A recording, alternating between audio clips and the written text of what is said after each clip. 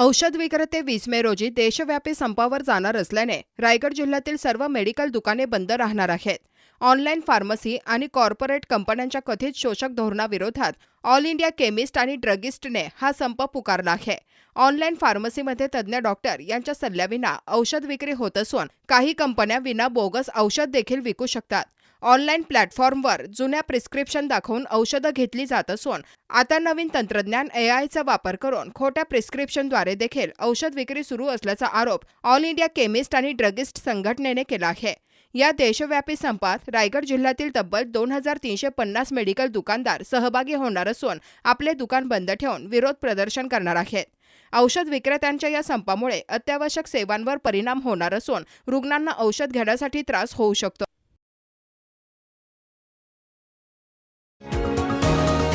तुम्ही पाहत आहात विस्टा न्यूज मराठी.